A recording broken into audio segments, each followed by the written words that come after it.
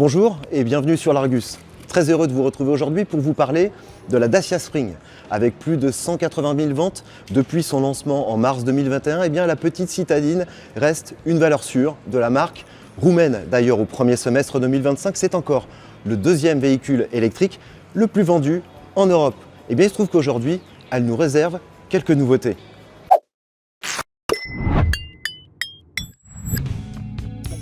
Et oui, la Spring doit tenir la dragée haute à ses rivales, les Citroën IC3, Fiat Grande Panda électrique et Leapmotor T03.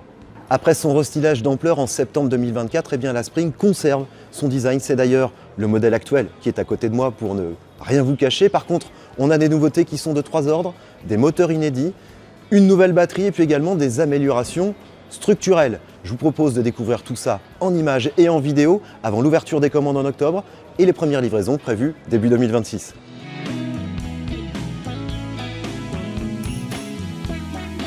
On commence par les nouveautés côté moteur et batterie. Jusqu'à présent, la Spring est disponible en version de 45 et 65 chevaux. Ça va changer. La Spring muscle son jeu puisqu'elle sera maintenant de 70 et 100 chevaux grâce à ces nouveaux moteurs. Le moteur de 100 chevaux étant d'ailleurs réservé à la finition haute extrême. Un gain qui se traduit surtout par des relances plus énergiques puisque la déclinaison de 100 chevaux demande moins de 7 secondes pour passer de 80 à 120 km/h. C'est 2 fois plus rapide que celle de 65 chevaux qui tire sa révérence. Celle de 70 chevaux lui met quant à elle presque 4 secondes dans la vue sur le même exercice.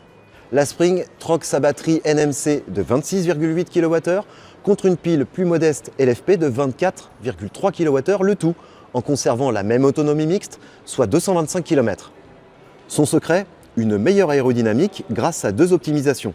Des soubassements carénés à l'avant, sur les flancs et à l'arrière, et un nouveau béquet permettant de limiter les turbulences autour de la partie supérieure du haillon. Le temps pour recharger la batterie de 20 à 80% progresse, il passe de 35 à 29 minutes grâce à une puissance de recharge qui augmente de 30 à 40 kW en option. Toutes les Spring demeurent équipées d'un chargeur embarqué de 7 kW en courant alternatif. En utilisant ce dernier, il faudra ainsi compter 3h20 pour passer de 20 à 100% sur une borne domestique et 10h11 sur une prise de 120 volts.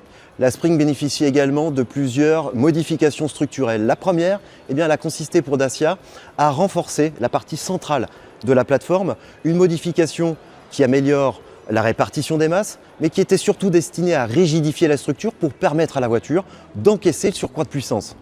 Pour améliorer la stabilité de la voiture en courbe, Dacia lui a greffé une barre anti-roulis et en a profité pour revoir les réglages des amortisseurs et des ressorts de suspension. Le freinage a lui aussi été revu avec une assistance plus puissante, tandis que de nouvelles jantes de 15 pouces font leur apparition sur les finitions Expression et Extrême. Toutes ces optimisations n'ont quasiment pas de conséquences sur la balance, puisque la Spring reste la voiture électrique 4 places la plus légère du marché, avec un poids qui se maintient autour de la tonne.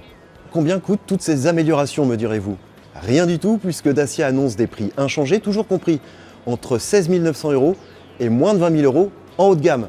Pour les plus impatients, sachez que l'ouverture des commandes est sur le point d'arriver, c'est courant octobre pour de premières livraisons début 2026. Voilà, j'espère que cette vidéo vous a plu. Si c'est le cas, n'hésitez pas à la liker, à la partager, à vous abonner à notre chaîne YouTube ainsi qu'à nos différents réseaux sociaux pour ne rien manquer de l'actualité automobile. Quant à moi, je vous dis à très bientôt pour une prochaine vidéo sur l'Argus.fr.